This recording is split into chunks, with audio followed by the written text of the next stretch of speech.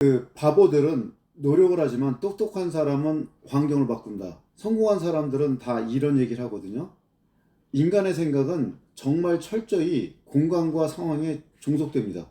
무슨 말씀이냐면 그 일본에서 그 동경대학이 최고의 대학이거든요.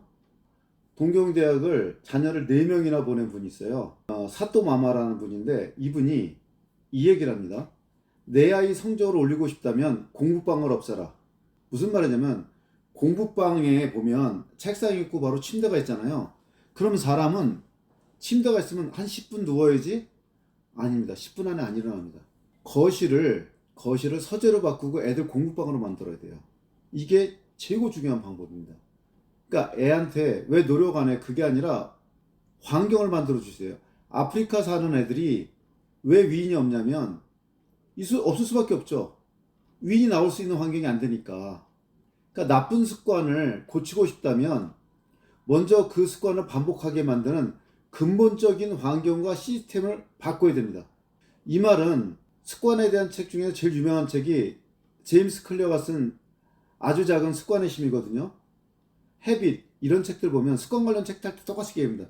환경을 바꿔라. 내가 그 행동을 할 수밖에 없는 물리적인 환경을 바꿔라. 그러니까 내가 다이어트 하고 싶으면 뭐부터 해야 되죠? 냉장고 속을 싹 비워야 됩니다. 저희가 쿠알라룸푸르하고 춘천에서 대안학교 할 때가 제일 좋았어요. 왜냐면 춘천 같은 경우 애들이 PC방 가려면 6시간을 걸어 나가야 돼요. 못 걸어 나가죠. 쿠알라룸푸르도 마찬가지입니다. 휴대폰을 갖고 올 때 로밍을 못하게 하고 왔어요. 그러니까 와이파이가 안 터져. 아무 쓸모가 없잖아요. 그러니까 아이들이 옆에 바로 수영장 있어? 옆에 바로 헬스장 있어? 옆에 바비큐 파티장 있어? 그러니까 유일하게 할 수 있는 게 바로 그것들이에요. 그러니까 건강해질 수밖에 없죠. 어떤 환경에 놓여 있느냐가 제일 중요합니다. 그래서 설득의 심리학으로 유명한 로버트 치알다니는 이런 얘기를 합니다. 인간의 생각은 정말 철저히 공간과 상황에 종속된다. 우리는 자기암시와 환경의 노예예요. 그러니까 아이 보고 노력해라. 의지력이다. 절제력이다. 이거보다는 뭐가 중요하냐? 할 수밖에 없는 환경.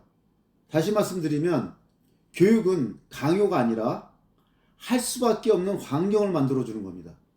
그래서 제일 먼저 해야 될 것은 뭐냐? 공부방을 거실로 옮기고 애 방을 쉬거나 잠자는 공간으로 만들어주세요. 그리고 공부는 무조건 거실에 놨습니다. 먼저 거실에 있는 TV부터 없애야 됩니다.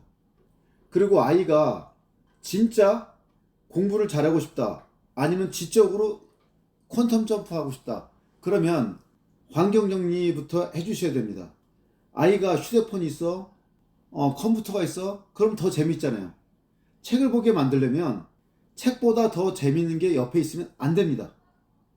그래서 저희가 대안학교를 또는 방학캠프를 말레이시아 쿠알라룸푸르 그 몽키아라 최고급 콘도에서 하는 이유가 바로 뭐냐면 일단은 유해시설이 없어야 돼요. PC방도 없어야 되고요.